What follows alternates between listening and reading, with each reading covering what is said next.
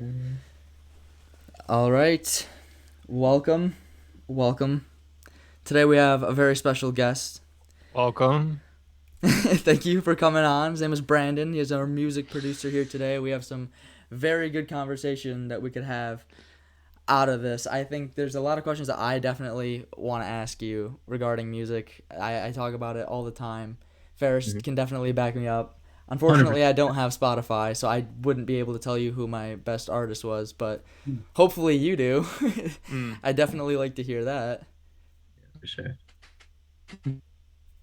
Oh, he's lagging a bit. Yeah, and for me, starting off on Spotify, it was Empty Country. It's a local band, so you wouldn't know them, but I love their music so much. Really? All who right. who Well, else who else did you They're have from on there? Philadelphia. Philadelphia. Who else did you have on there? Like I know it gives you usually like a top Um, five. yeah, so honestly, I don't use Spotify that much, but the people uh, Deet and Chris Anthony, who mm. is completely different artist than Empty Country. Deet and Chris Anthony is like this, uh, I don't know, like 80s programmer, but he makes like pop music. Oh, that's So, interesting. and I love his stuff. Mm. Yeah, he uses a lot of vintage synthesizers and like analog like 808s and like shit like that.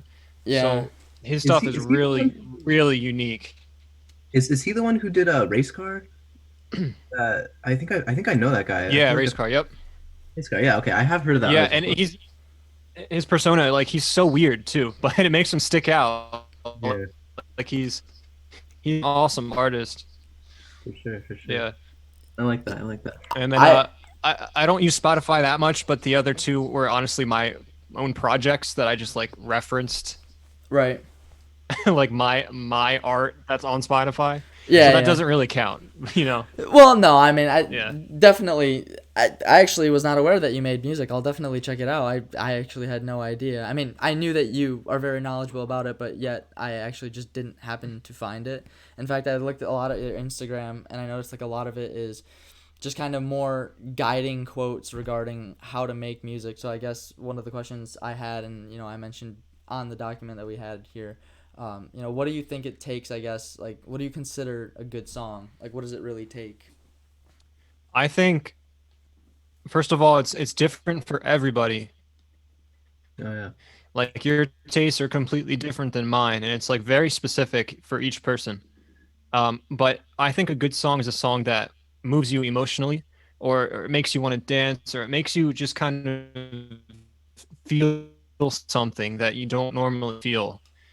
Mm. And a lot of music doesn't do that for people, but some of it does. And the stuff that does is I think what's good music. Yeah, I mean, I've always just kind of interpreted it as like something that shifts you A into a like, emotional thing. Oh, there he is. Okay. No, I mean, I've always like considered it to be like something that like it takes you from like one mood to another, like from your original mood to like something else. Because like I do agree with you on a lot of that. Like when it comes to like Hmm.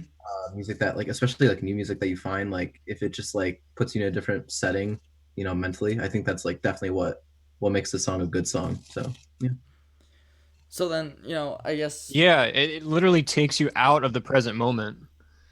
yeah. like based on that, I guess I would be able to inquire that you are more emotionally attached to music than some maybe because there's plenty of people out there who listen to music just for like not even necessarily the feel, but just to listen to something, right? And it doesn't necessarily emotionally appeal to them. So, what is the impact that some kind of emotional appeal to music can have? Because I know personally, like, I have a bunch of records here.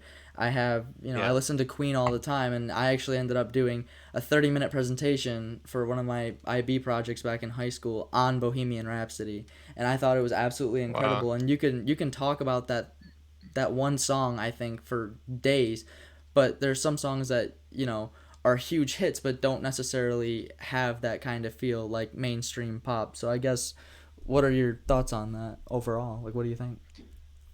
Yeah, no, I completely agree. For me, music is very emotional and feeling type of thing. Like I never just play music to have it on the background. Like I'm always like intentfully trying to like feel a vibe that I know it has or you know what I mean? So like Yeah.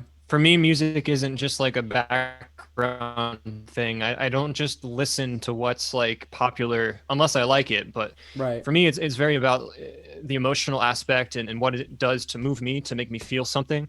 And that's why I like it, because it can actually it makes you feel a different way that you don't normally feel in everyday life. So I think it's awesome. And a lot of those Right. older tracks, like Bohemian Rhapsody, like you said, like Yeah. a lot of the older stuff, the 70s, the 80s, the 60s, a lot of that stuff is better than the newer stuff today. But that's not to say new music can't be that same thing, because a lot of Yeah, it of is. course. Yeah. It's just different now.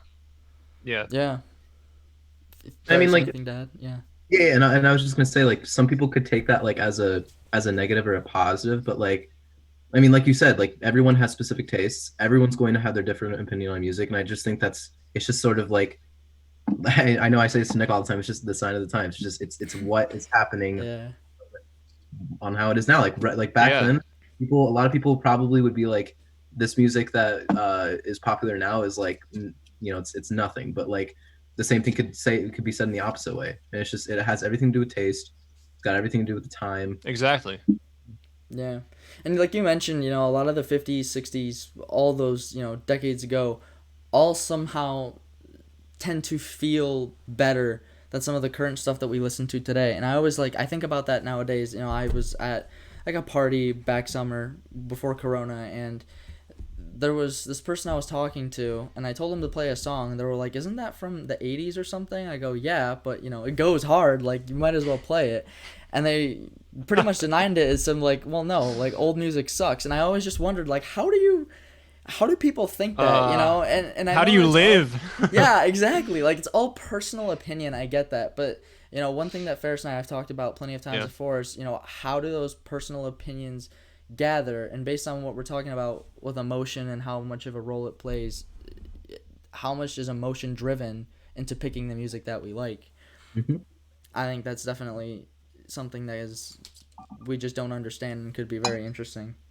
I mean, like, Yeah. yeah. No, I was just gonna say that's definitely true. And sonically speaking, back in the 50s, 60s, and 70s and 80s, the recording process was completely different than it is now, with everything being digital. So there is a reason why those older songs sound better to like an objective viewpoint. But Right. like you were saying, if it hits you emotionally, that's the only thing that really matters. So who cares what the recording technique is? Yeah, exactly. And I guess that's what I'm saying, like why almost does it feel that like we think lyrically, I guess for example, even outside of beats, I'm always going to mention okay, another example, I guess Elton John. I think he does a really good job. I know that he wasn't necessarily the whole and sole writer of all the songs, but altogether the way he performed and the way he played it and the way he sang it and the lyrics themselves all played an emotional aspect. So why is it that all Mm-hmm. those older songs feel like they can do that, but nowadays it's like you turn on the radio and every song feels the same, or it's just not there. I don't Well, know. back in the day, there was a massive bar to get into a recording studio because it was so freaking expensive. Everything was analog, so you're recording a tape, which is really expensive. You're working with industry professionals that you have to know somebody. You have to be the best, one of the best artists to kind of get in that studio.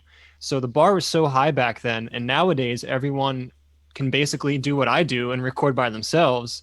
So it's almost like the market is oversaturated with mediocre people, or people who don't have that emotion, or people who don't care as much. Where back in the day, you really had to be good. You really had to be a good performer in order to get on the record itself. So I Oh. think that's definitely a difference between now and then, and certainly something to think about. Yeah, I yeah. mean, I You see, I didn't know that. Yeah, go ahead, Ferris. yeah, I mean, That's honestly though, super like interesting. from my point of view, like I think that's like because here's the thing, like some of my favorite artists, like Nick Payday, we were just talking about. She's a Yeah. 17-year-old artist that just started recording, and she got in touch with some producers, and now she's like doing relatively well on Spotify. That kind of stuff, that kind of like change in how music is being produced nowadays. It's like it's I will admit it. I will agree with you guys that it is oversaturating the market a little bit, but at the same time, it's creating a lot of people who otherwise they wouldn't have access to these really high-end studios, and they're just doing music in their in their room, and and now they're actually like making a living out of it, and now they're trying to make something out of it. And I just think like while I do admit that it is a little bit oversaturated, it also like bears a lot of good benefits. So Yeah, well, here's the Yeah. thing though. While the market may be oversaturated, right? I think I definitely agree with that. But ultimately, we're talking about emotion, and emotion, I think, is something that is very addicting to a lot of people, especially when it's positive in times that are overwhelmingly negative, times of war and times of disease. Like right now, there's a huge boom, especially on TikTok, of just art and music and everything connected to kind of spirituality all around. Bottom line is, all those things tend to be addictive. So ultimately, I think even though it's oversaturated, we're still going to be able to find those people. So is it a question of, are these people getting lost, or is it a question of, is music simply just not as good anymore? ooh. I think I think music is always changing, and I think it's if it has the emotion, then it's going to be good. So even though it is oversaturated nowadays, it's easier for people to record. You're going to have a lot more bad people, but you're also going to have a lot more good people. So it's to me, it's a Right, pro and con type of thing. It's not like it's just the bad because it's now digital and everyone can do it themselves. It's there's a lot of good that comes from it. You know, a lot of the SoundCloud rappers, for instance, some of that's actually right. really addicting and awesome, you know, and like you Yeah, wouldn't have that if you didn't have the DIY recording and production type stuff that I kind of base this entire podcast off of. yeah, So, you know, for me, it's a pro and a con. You just kind of have to learn how to get your emotion and really your craft through to the people and craft that rather than worry about, I don't know, like the details, I guess. yeah. And like, it's super interesting that you mentioned that, because there's it feels like almost, kind of like how people have a preference over cats or dogs over chocolate or vanilla. There's like a division of groups. Some people like indie music, some people solely like rock music, some people like rap, some people like mumble rap specifically. What does all of that mean, right? So I found a band not too long ago, probably I would say 2 years ago now. AJR, you might have heard of them. And the reason why I like them is because even though there's all these groups that listen to different types of music, they feel like, even though they're classified under pop, the way that they construct their sounds is so different from anything that I've heard, and it's really based off of everyday life, and it makes you feel like you're just like what it would feel like walking down Broadway in New York, which is where they're from, right? They're from New York. So bands like this, why are there not more of them? Because like you're saying, there's going to be plenty of more good people, just like there are plenty more bad people. So if that's the case, why are there still so many people conforming to certain standards of, indie music or pop music? Is it because they just want to hop on the fame train on TikTok, or are there actually people who care about the music in there too, like, for example, AJR? I think it's both. You know, I think there's people that hop on the hype train just to get famous, and occasionally that might work, but it's not like a sustainable or consistent thing. I think ultimately the people that make music that moves them or moves others is the most important thing. So I don't know. I think that's a rare thing. So the reason why there isn't more of that is because it's rare. And, you know, it's really rare to have a really good band that moves tons of people or enough people to make an impact. Um, that's not to say the smaller bands are bad, though. You know, it's hard to tell. A lot of it's subjective, you know. But Right. yeah, I mean, I still think being like a top tier musician or top tier band is sometimes God given talents, but sometimes you have to work on it. So it could be a little bit of both. Yeah.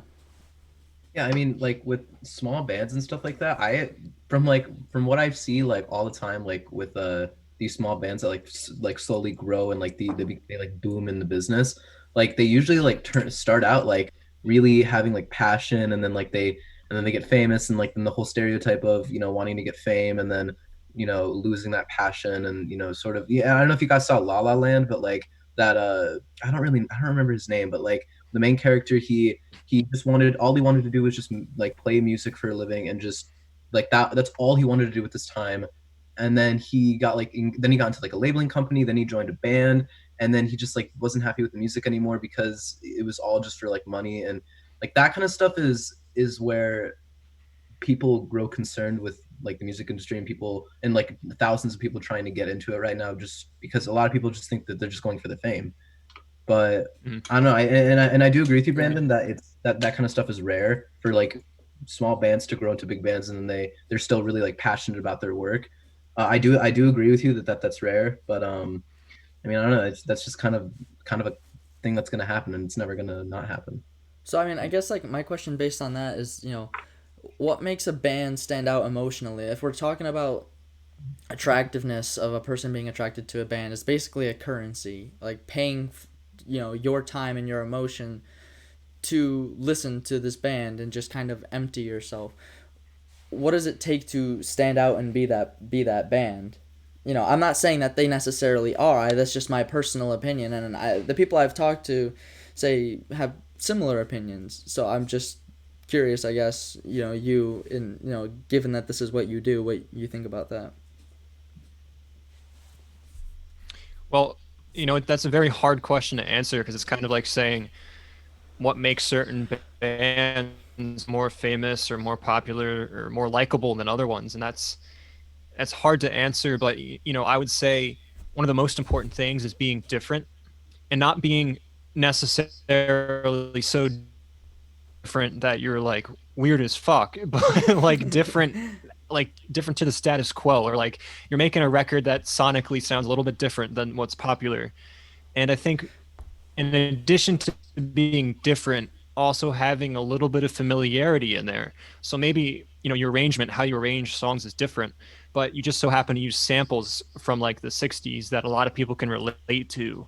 Or maybe you use hip hop samples and people love the Yeah. the aggressiveness, which is familiar, but like your arrangement style or your vocals, or you have like acoustic guitar in there and that makes you different. So I think it's a Right. combination of being different, being unique in your own way, but also making a way to, I don't know, be a little bit familiar and still connect with people somehow. Yeah.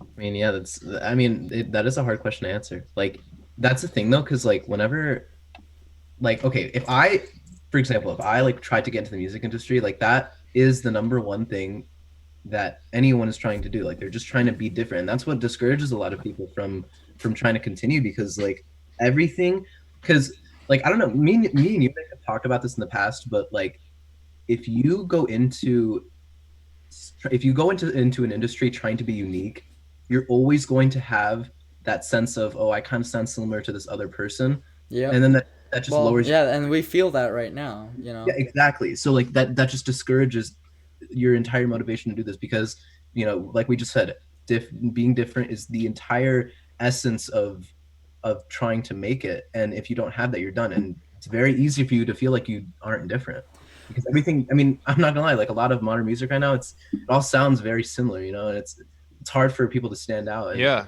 there's a lot Yeah. of people. Yeah. I mean, that's the thing. It's like, it's hard to be different. It's hard to be different but still good. It's like Yeah. there's a reason why really good songs are simple. Like they're really simple arrangement wise a lot of the times. And it's hard to make a song that's simple but also good.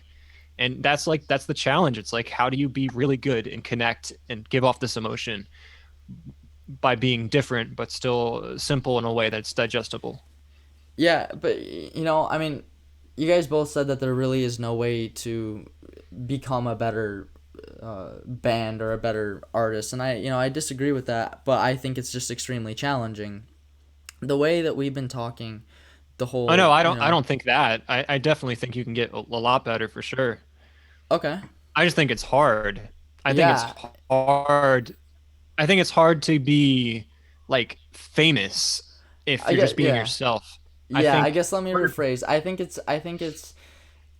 think there is a way to stand out. I guess not to be better. Well, I guess to be better would be to be standing out. So, um, I think that there is a better way to stand out, but it's very difficult because, like we've been talking about, emotion is the one thing that really captures people in songs, or at least in our case here. So, I think there's Hmm. always a way, we talked in my psychology class and even business, like anyone who's in business or is running some kind of business, we all know this, that there's called the psychology of business. That means certain colors happen to create certain effects in people's brains. I think pink is like lust or love or something like that, and that's just like What's what we green? commonly associate. I I have no idea. We can look it up after this for sure. I have no idea what it would be. But bottom line is that happens with colors, and I strongly believe that that's something that definitely happens with music too. So given that, I think it's whatever band is gonna be capable of just hitting the right notes. Like for example, I think the Beatles, not to hop on the bandwagon, like everyone says, oh, you just like the Beatles because they're the Beatles. Well, yes, everyone likes the Beatles because they're the Beatles, but at the same time, I think they definitely do a great job in capturing certain feels and they really guide you through it, and that's why they were the best, in my opinion. So I think the Yeah. next person who can do that, that is the way you stand out the most. And to get in touch with those feelings is that's the hardest part, and that's the part that everyone struggles with, not just musicians, artists, athletes, everybody. Your day-to-day 9 to 5, everyone struggles with that. Yeah, it's true. I mean, and in the Beatles case, that's exactly what we're talking about. They were different in their time period, but it was still familiar. They also did a lot of cover songs too, and like, but they did them in their own style, Right. so they were still different, and like parents didn't approve of their kids listening to the Beatles, but the kids loved that shit because it was different. But it was still familiar, and obviously the writing was amazing, and the lyrics and for me, it's the melodies with the Beatles. A lot of the melodies and the song productions too are just amazing. So yeah, Yeah, catchy stuff. real quick before I respond to that, you wanted to know what color your shirt means. It says green. Bush Gang 2018 helped us out. It says green is used with nature and safe products according to Google. That sounds right. So very friendly. I agree with Hey. that. You seem like a very friendly guy. But I agree with you with the Beatles. I think a lot of it is not Thank you. just lyrical. It's not just lyrical. I think a lot of it has to do with the way the song is written and the way it sounds. And for example, I talked about the presentation I did with Bohemian Rhapsody, and that's the real one thing I focused in on. I think he did a fantastic job with the words and with the music all around. But I think the way that the song sounded in its entirety from start to finish was done in a specific way, kind of like the Beatles, to guide you through a certain path. But the difference between that one song and the entirety of the Beatles is that the Beatles had individual songs that would guide you on an entire adventure and then lead you into a greater story of an album like Sgt. Pepper. But Bohemian Rhapsody still guided you, but it let you pick your own path subconsciously, and I thought that was super interesting. And that's something I think is where it comes from the words. Yeah. Mm. Yeah, I mean, to me, that song specifically is just like a theatrical, like amazing event. Like it takes you through a freaking journey to listen to that song. And I feel like if you're trying to make better songs, if you want to be a better band, not to say that you have to make epic songs like that, but take elements of that, listen to that song. They're really building it up, and there's a lot of like vocal production and just amazing live performances that you can take if you're a band or artist and make your stuff similar to that. Not to Right. say you have to make the exact same thing or make it as grandiose as that song is, but there's a reason why that is so freaking good. It's because it's always kind of switching it up, doing something different, but building you up through a journey the entire song, which is really interesting to just continuously listen to. So Yeah. that's why I like it at least. Yeah. No, I agree for sure. Ferris. I mean, like, yeah, no, I agree with that. Like, listen, like the thing is like I don't really listen to that kind of like music as much as I like should be because I know that like it's No, that's such perfect, dude. That okay. Let's talk about that then. What do you because like listen okay, to? I know Frank Ocean is huge. Frank Ocean, man, that's my guy. So okay, listen. So I just got my Spotify Wrapped and Frank Ocean number one. And the thing is, like you asked me yesterday, like why do I like him so much? And I honestly, or no, actually, you asked why do I like my number one Nice. song? was Nights. Nights, Yeah. which was a song made by Frank Ocean, and you were like, "Why do you like that song so much?" And honestly, like, I was going to answer that question, but I couldn't think of an answer. And the reason why was because when I got my Wrapped 2020, I was expecting Biking, which is another song that he made, to be my number one, but it wasn't. And and it was just like I was like, dang, like I don't really have an answer as to why Nights is my number one, but like it was just so I don't know. It's just like every time I listen to that song, I just I never skip at parts of it. I never get like, wanting to move on to another song. I'm always just in the mood to listen to that song. It's kind of like what you said earlier, Brandon. Like it's whatever emotionally moves you, and like that song is just like perfect in my eyes, and it really is like an emotional mover for me. Yeah. So like, I know that like the Beatles and like Yeah, it's all it's different for everyone, but it hits you.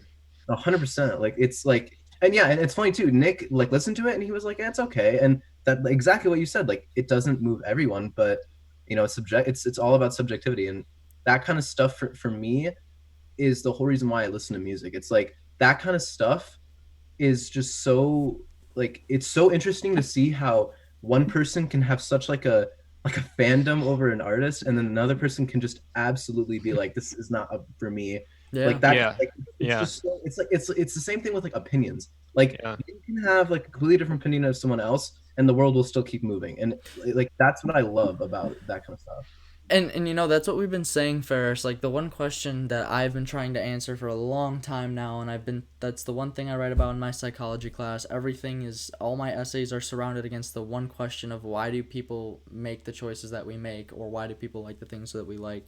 And the one thing that we always learned is that it happens from birth. We are automatically processing everything that comes at us.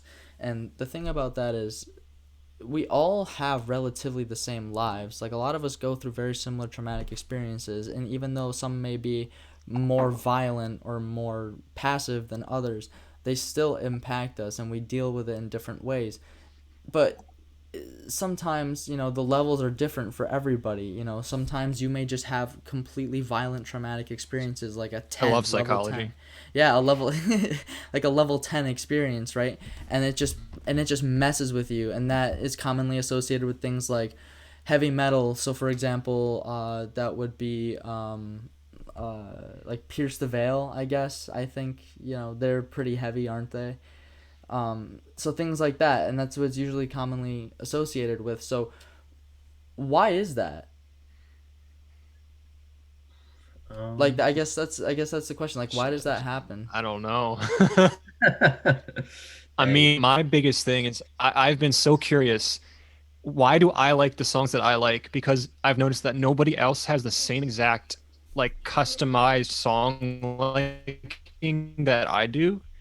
And I guarantee you that's the same for you guys too. Like nobody likes the same exact type of song or feeling that like you like, Nick, or Ferris, that you like. It's like I don't know how to describe that. I don't even know how to figure that out. And I would like to figure that out, but I've just noticed this along my music journey is that I can't even explain the songs I like and why I like them.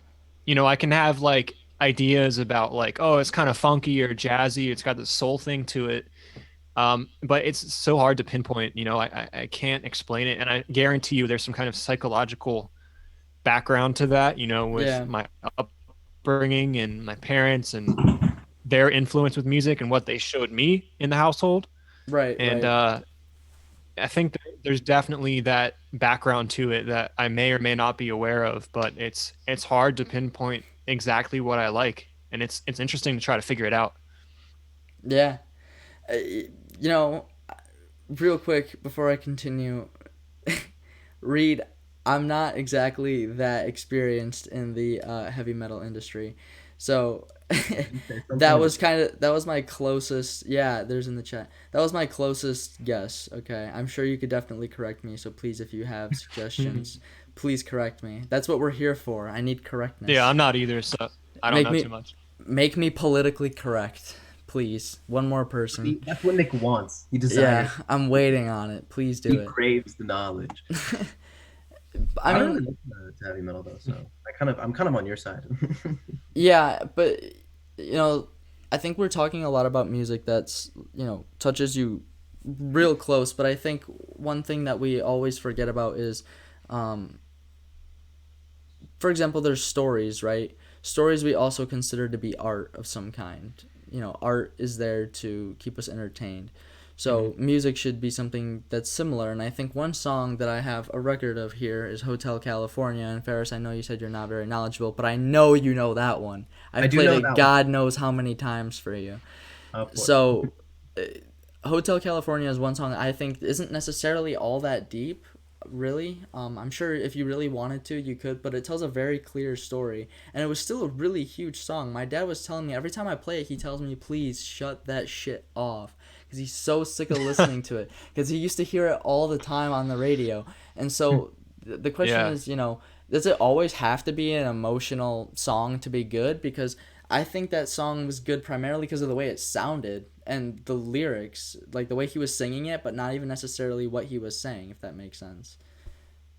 Right. Yeah. It doesn't have to be a deep song. It doesn't have to be complicated. It can be, and I like that stuff, but it can also be really, really simple. It could be just a vocal and an acoustic guitar, or it could be a dance track, or just a classic rock track like that Eagles song. So I think it doesn't matter so much about any of that stuff. It just matters like, do you feel something? Like, does it just make you feel good? Like, do you just like it? I don't know. It's Yeah, hard to yeah. describe, but it's at the end of the day, I still think it is a feeling, even if it's not deep per se. I still think it's there, even with a song like that.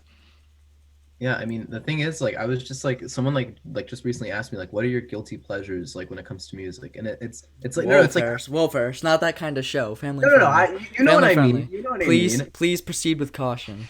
No. I mean, guilty pleasures and like songs that completely are just outside of your genre interests, but they're like you actually like really like them, and like Yeah, I have those. no, it's that same thing. Like there are songs that are really simple, but I just like love listening to them, and they have nothing. Like I like some I'll listen to a couple rock songs every now and then. Like it's not really my genre that I really enjoy and I listen to on a day to day basis, but it's still there. Like it's that kind of stuff is what like kind of creates a little bit of like variety for me. Yeah, 100%. Yeah, I have plenty of those too. Like, I have songs that people would have no idea that I like, and I just fucking love these songs. So, yeah. Yeah, I don't know. I mean, sometimes I find myself like, I kind of mentioned, subcategories. Like in rock, there's, heavy rock, and then there's just, punk rock. Like, I find myself a lot of times, Green Day and Blink 182, I think, are typically considered punk rock. So that's very different from what I think Queen and Elton John were doing, right? Just like how, I think Mac Miller is very different, obviously, from 6ix9ine. I think Mac Miller did a great job for being in an industry where emotion and the lack of it is very popular in their songs. I think it's very all objectifying of people and things, and it's very materialized. And I almost wonder how much of our personal beliefs inspires the songs that we like. Oh, I think it's everything. I think our beliefs are what shape us. Yeah, I Yeah, mean, but I Nick, think I it's really I don't important. I just don't think that like I agree, but I'm hoping that that's not the sole reason that we like certain songs or certain things. Because if, for example, someone solely liked, songs by 6ix9ine, like what are they? Like a gangster now or something? Like, yeah, you know what I mean? Like, I'm just hoping that that's No, not no. all that Yeah. defines our personality, which makes us pick the songs, I guess. So it's just kind of what I'm Yeah, reaching for with that type of I mean, question. Nick, do you I don't listen to think it songs like that? correlates. Yeah, I mean, do you listen to songs that are like completely out of like your moral opinion? Like, I would assume no. Like, I mean, that's because I me do. personally, like, I kind of, well, okay, I just because me personally, Well, I there just you kind go. Like, that's what I mean. Like, why is that? I mean, I don't know. People just want to like listen to what they. People want to listen to what They they also listen and believe in. they just want to feel something, you know? They just want to feel something. I mean, yeah. I mean, I guess. I don't know. I guess like that's the same reason why a lot of people listen to like Eminem and shit before games. Like I know I listened to a lot of like I was that guy who would sit there like on the bench with his head down and like listen to Eminem. I was that guy before the games. So like that's exactly what I'm talking about. There's some songs that we like them because they put us in a certain mood just for the moment, and there's some songs that move us for a long time. And I think sometimes bands don't understand the power that music has. Like I think Blink 182 when they came out with California, that was something that was objectively different from everything that they had done before. They were very upbeat and kind of erratic, almost like ADHD type.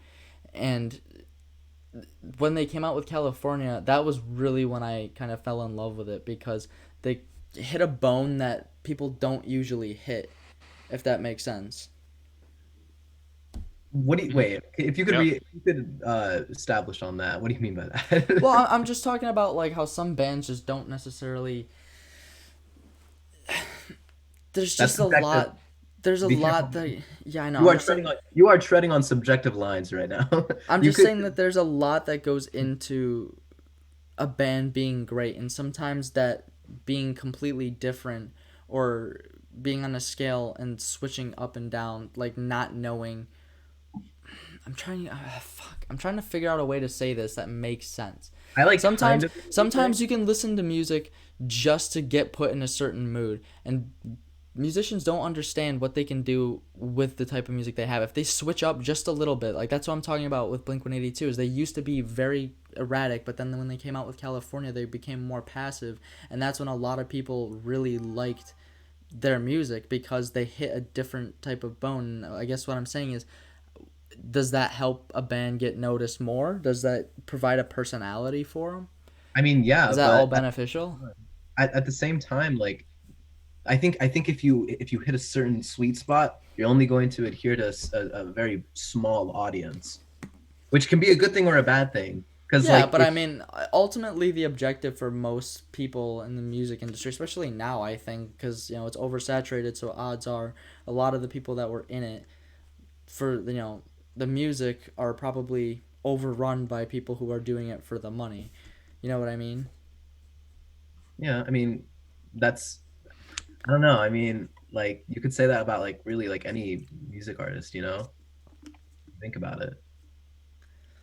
I mean, I guess I mean, like, look, I know what you're saying, you can say a but lot of like, what we've been saying today for a lot of things, though. You know what she's I mean? Like we're going down a certain path, so we might as well continue on it. yeah, I know what you mean. Anything anyone want to add? Hmm. I was just gonna say what you said about bands kind of scratching that itch of like this new thing that you were waiting for or you didn't know existed.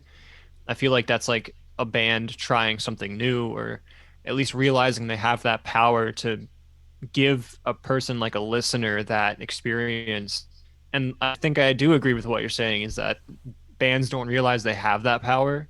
So maybe a lot of them just kind of give up after the first record when they could keep going or switch things up and it would still have that impact Yeah. down the road, maybe.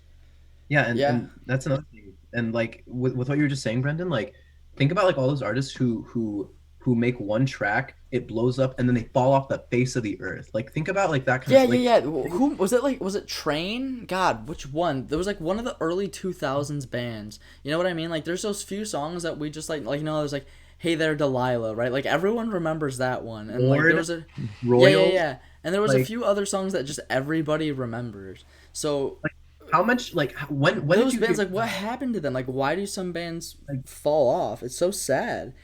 falling off? I think is just like it's like the perfect storm. Like they get a substantial amount of traction, and then I think either two things they're just like, okay, we've made enough money, we're done, or they just don't think that they can match the amount of popularity that they got on that one song in the future, Yeah, which is really like sad if you think about it. Like your yeah, entire like motivation to do something just is completely halted by your own success. Like yeah. not because you did something wrong, it's because you did something too right, which is really like sad if you think about it. But Yeah, and I think that's like what was gonna happen to Avril Lavigne, didn't it? Like she became huge off like one of her first albums or like a couple of songs. She got huge off of what was it? Is it Skater Boy yeah, I think so. I don't know. or Complicate? I think Complicated was part of an album. It might have been. Oh no no no! It was the one about like not liking the girlfriend or whatever. She got huge off of those few songs, and then like she went away for a while because she literally could not handle it.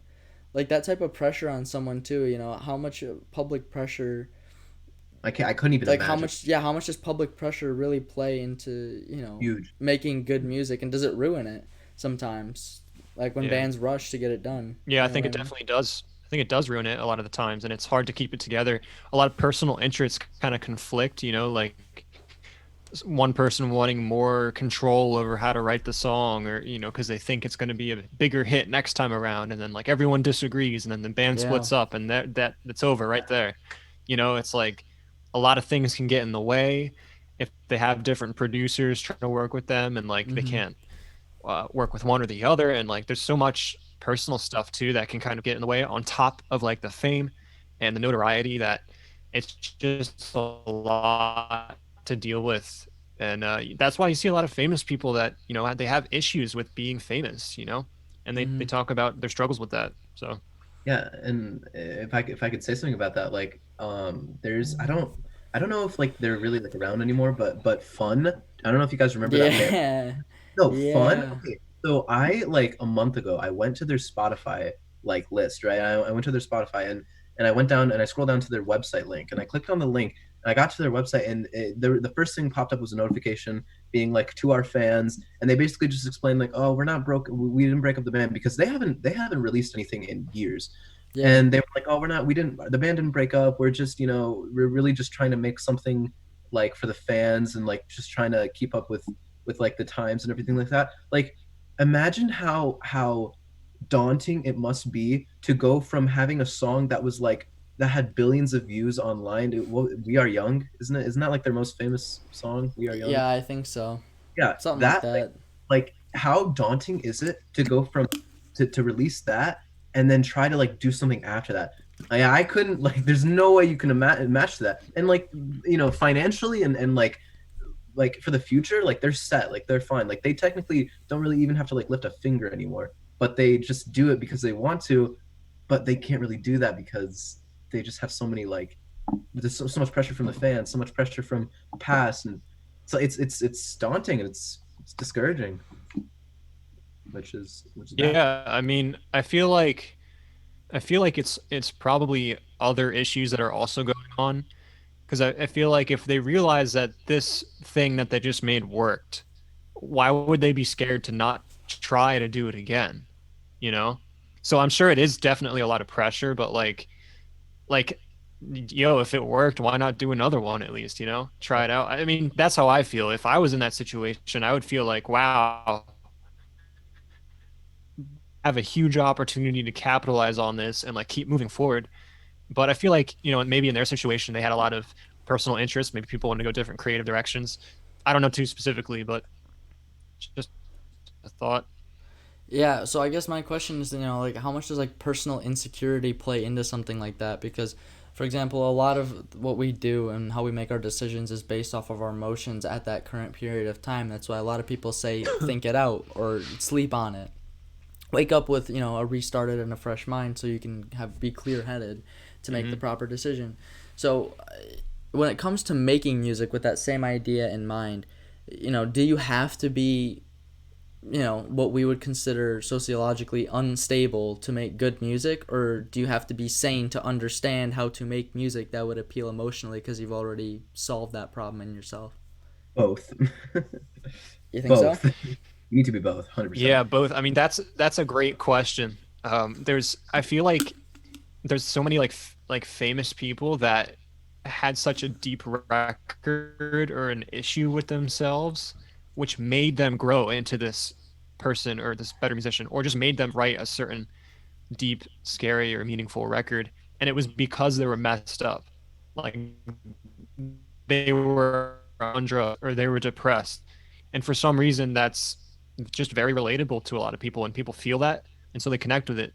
And that's kind of like the argument where it's like, well, should you take a step back and kind of like fix yourself before you make music or work with people Yeah. again? And it's like, I don't know, like what works.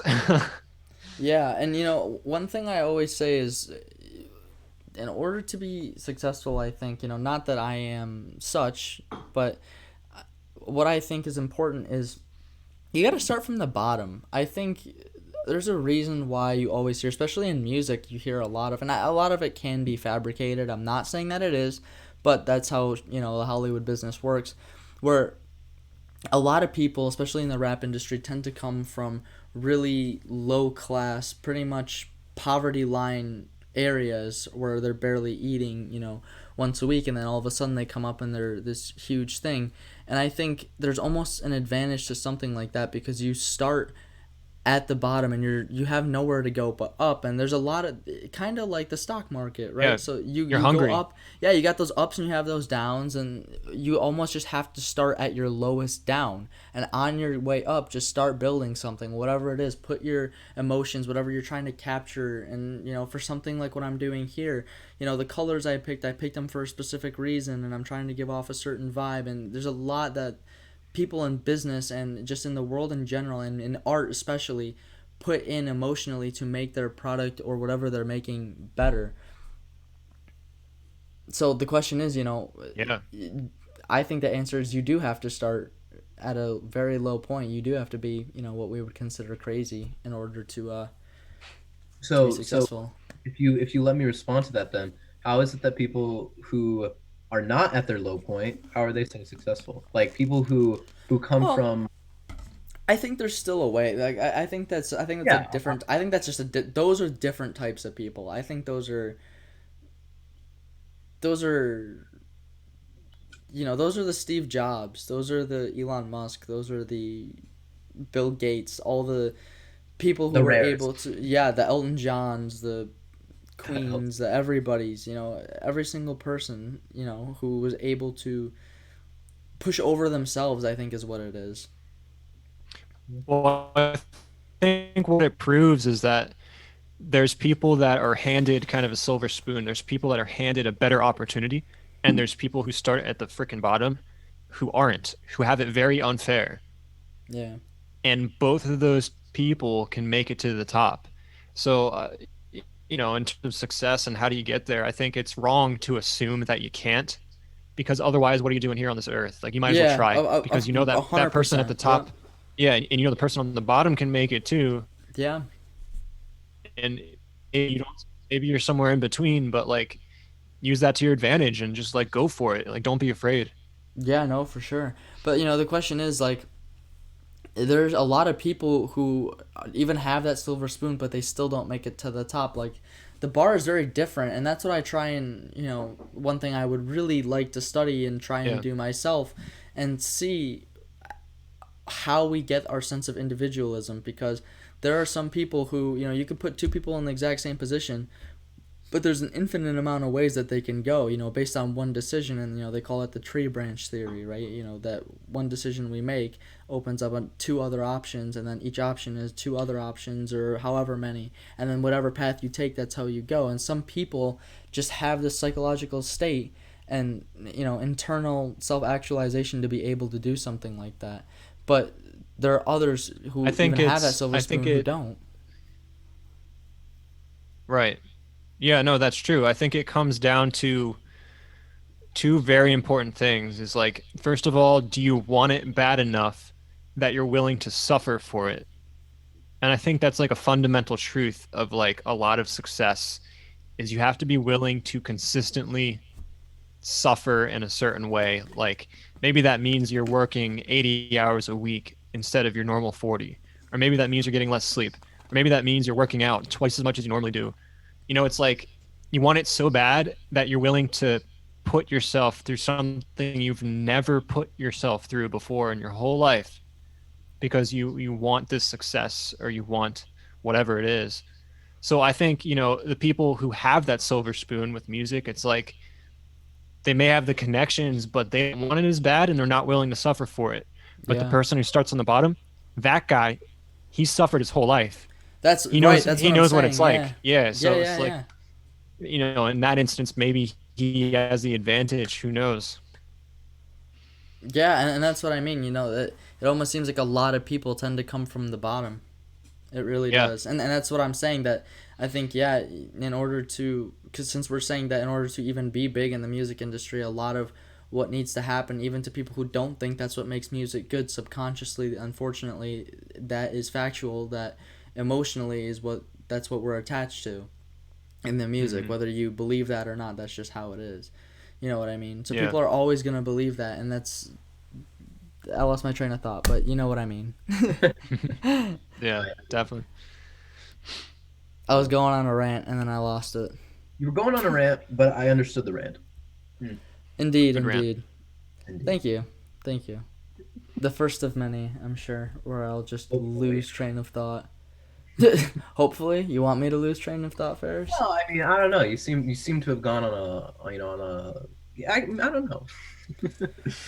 Well, okay, kind of for the last couple minutes, like the question I had for you is like, what is your thoughts on everybody's top Spotify artist thing? Because everybody obviously posts it, and like the ones that you've seen, like what do you think about it? Because some people get upset when they post it, and then other people are just really interested to see. Like I'm personally interested to see what people listen to, and I Yeah. gotta say I'm disappointed. Like, do we have a right to be disappointed? You know what I mean? Like I think based on what we've talked about today, like not really, Yeah. but at the same time, kind of. Yeah, I mean, it's what you're doing is you're judging it based off your preferences.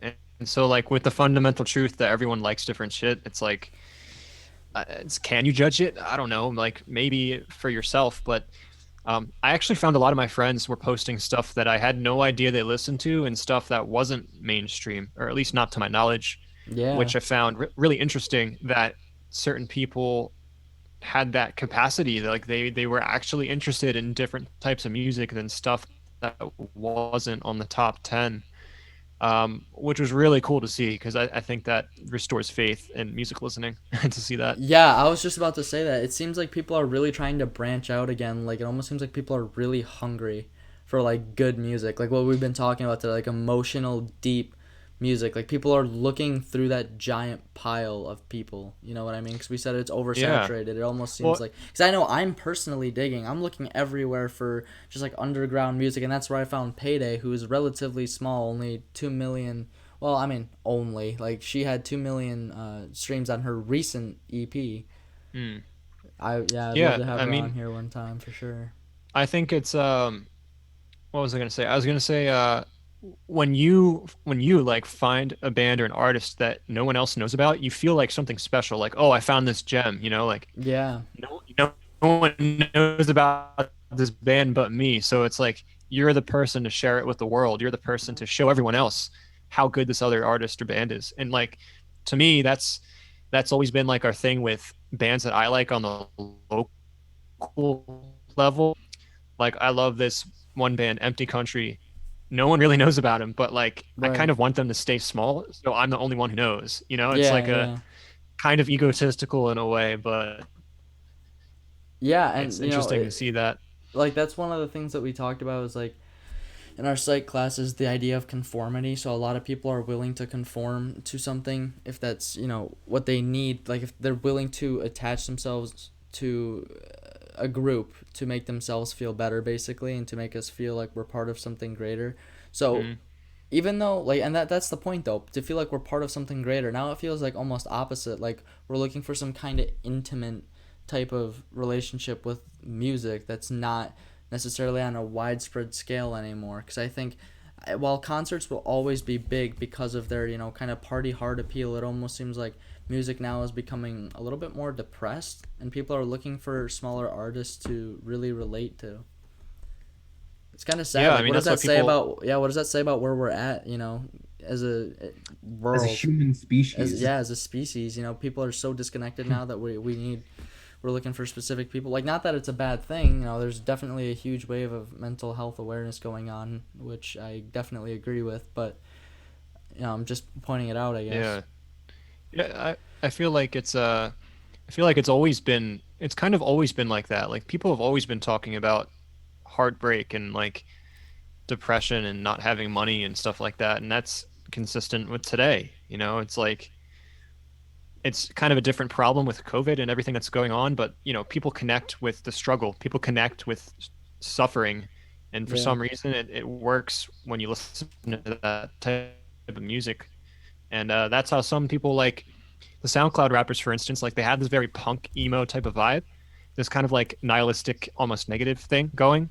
Yeah. But it's like, first of all, it's really catchy, and it's so relatable because they're talking about stuff that's real. Like, even though it's terrible and there's a lot of mental health issues going on, it's like people connect with it, so they listen to it. Yeah. Yeah. Yeah. But I mean, I guess that's kind of my point, though. Yeah. Like, what is that? Like you're saying, people want, if they feel something from a type of band, that's what we want. That's what we desire the most, to feel something from a very specific type of band. But we used to do that on a widespread scale. That's what I mean. But now it's almost like we're looking for certain people, like very small arts, like you said. Like, you want your band to stay relatively small. Like, you don't want them to necessarily to get big because they're your band. And I feel the same way about AJR. But the question is, like, why? Why do we want that? Because naturally, usually people want their bands to get bigger. They want them to develop into something greater so they can do better things and make better concerts. But now it doesn't really seem like the case. I think a lot of people feel like we've seen everything that we could possibly see in modern day technology until things start developing again. Like, especially during Corona, that's when I I've noticed a lot of think more it depressive just music. Yeah, I mean, I think it's just the ego. The ego is just getting in the way and saying, I want to keep this for myself, and I don't want the world to know. Because when I keep it for myself, it makes me feel better, you know? So you think Because it's when you listen to music that everyone else listens to, it's like you're just part of the pack, you're nothing special. But as soon as you find something that's really cool and no one else knows about it, like, then you're the cool kid? Oh, okay. So you don't think it's necessarily? I don't think it's necessarily egotism. I think what you're saying is it's more appealing to the idea, like we said earlier, where it's feeling like something greater and almost being a part of something smaller is being a part of something greater. You're there from the beginning to watch this band grow into Yeah, something bigger. yeah. Even Well, though, that's part of it. Yeah. yeah, even though, AJR, when I found them, they were, I think, relatively small. I've watched them grow from, 50,000 followers to now, I think, over 500,000, something Hmm. insane like that. Like, I've been there, all the way since Living Room. I used to listen to them on my bike rides to 7-Eleven as a little boy at 11 years old. So, like, I think.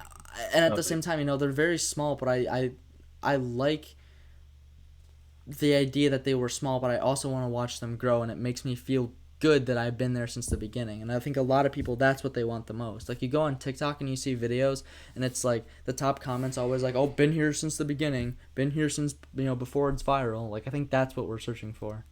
Mm. Exactly. I think and kind of like, because someone asked this in the chat, they wanted to know, like, because this is kind of like a similar topic, like with artists that like start from bottom and now they're like huge. Like one person in the chat asked like about Billie Eilish and like her path of success, and like how her fan base, because like initially, like when she started off, she was just doing covers, and now she's like this huge person, and a lot of people have like criticized her about going from low fame to high fame and how it's changed her and that kind of stuff. Like, do you guys think that the gaining of fame devalues their music and what they do?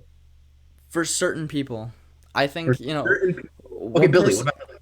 one person for Billie, I personally don't know. I never listened to her music, but Oh, I mean, I listened to like one song. But I think one person I always talk about, and everyone in here should know, I fucking love Logic. He's so good, and that's one thing. That's one thing that's never changed about him, is he always listened. Ever since his beginning albums, which I wasn't always a fan, but when I recently found him like a couple of years ago, I've only been listening to his stuff since. So we talked about emotional appeal and it appealing to our personal moral compasses, and I think he's definitely one of them. He talks about inclusivity as a whole in his last album. That's exactly what it was about. It was about just a unifying world, and that's one thing that I really would like to see one day, hopefully, and be a part of the creation of that.